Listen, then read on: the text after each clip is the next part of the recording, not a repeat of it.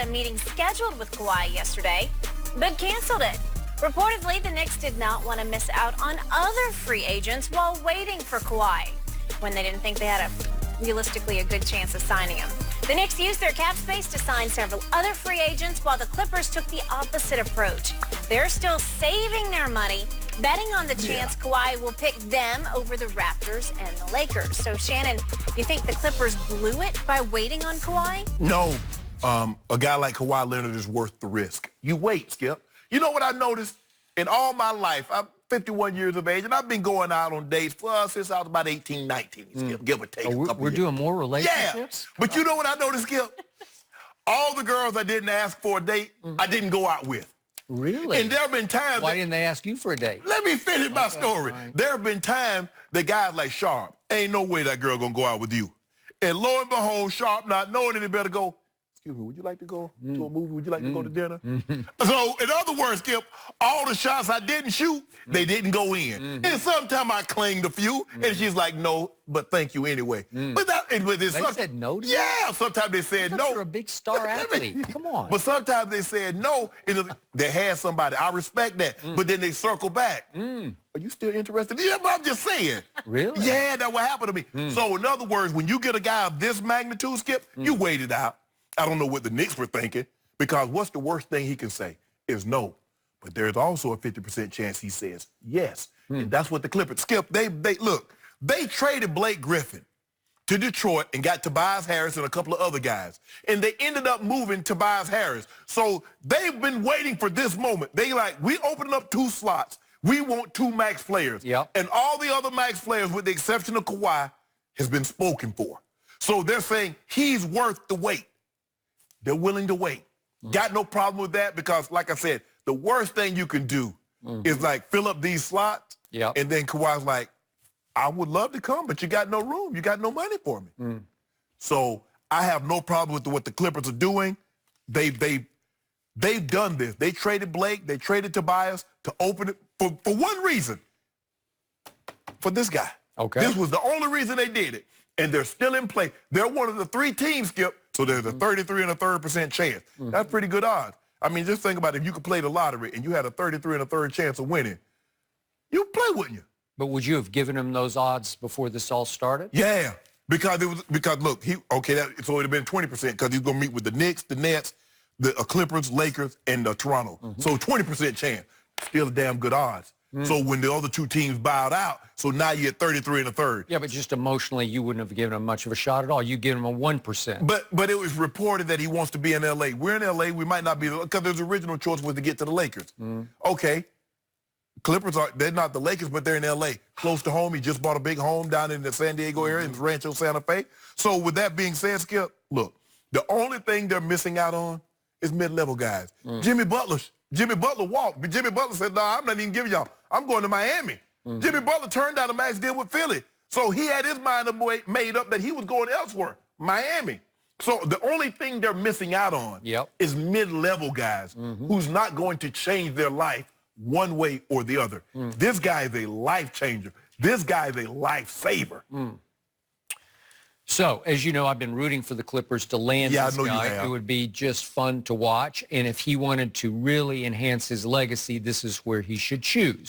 And I'm not ruling it out, because I have no reason to rule it in or out. I don't know what to think, except if Ramona Shelburne was right about this was a loyalty test for all 3 of these last teams standing, trying to get his services here, that they passed the loyalty test, because we've heard not a peep from the Clippers. Right? Not a peep. Correct. Nothing.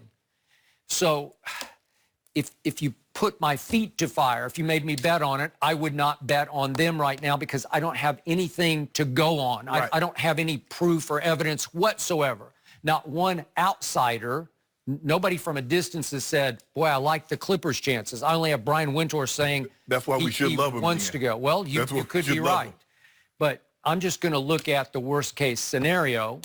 That would be that they played with fire and got burned, because this guy's fire. Ask the Spurs about fire, about playing with this kind of fire. Treat him right. Okay, we treated him beautifully. We treated him We babied him. In the beginning. Coddled him. No. Like no one's ever been coddled. What you did in the beginning, Skip Bayless, and this happens a lot. You opened the doors. You told us how great it was to see us, and you really appreciate us and love what we did. And then all of a sudden you became angry, and you didn't open car doors. So you treated him unfairly, and he dipped.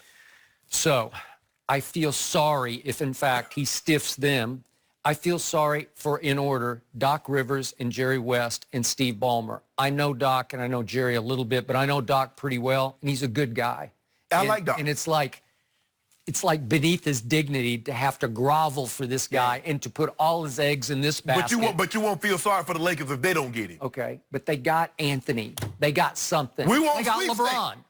Okay. Okay, you got Ballmer. You got Doc. Okay, so let us get something. They can't play. So my bad. The point is, these are, and I don't know Steve Ballmer, but he is highly respected within his field in the world because he's highly successful, obviously. Very energetic, so great. All three of these men, the logo, have been reduced to groveling for this guy. But that's the game they chose to play because that's the NBA today, right? Well, you got sometimes when you the frog and you want the princess, you got to beg for a kiss. So they got to beg for his services.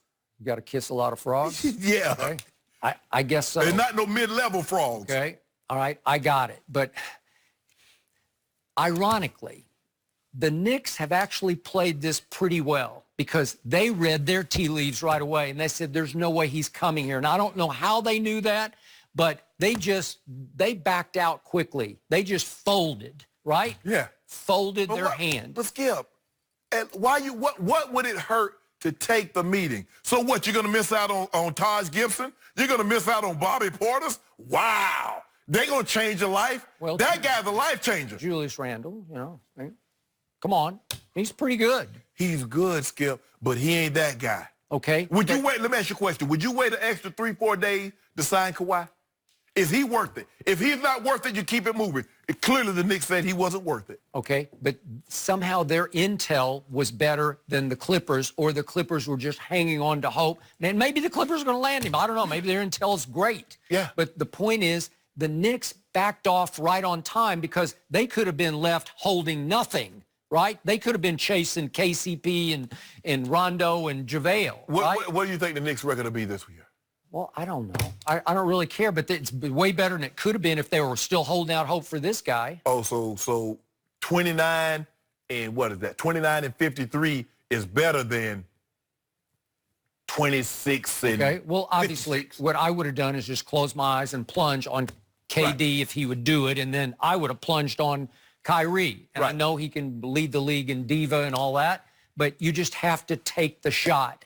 Because they're both high risk on injury. Both of them have been injured. But you want to take, but this is what I don't get. You want them to take the risk on Kyrie and KD, who's injury prone, who's thin skinned, who's moody, but not take the risk on Kawhi. But I'm talking about taking the risk to even have a shot to get him, right? Is that what we're talking about? Yes. Well, I think they had no shot. Oh, well, you don't know that. Okay, well, I don't know that, but if you know how, if your grapevine is better than my grapevine and you kind of get some inkling that he really has no interest in New York. Did you think Toronto had a shot to land him?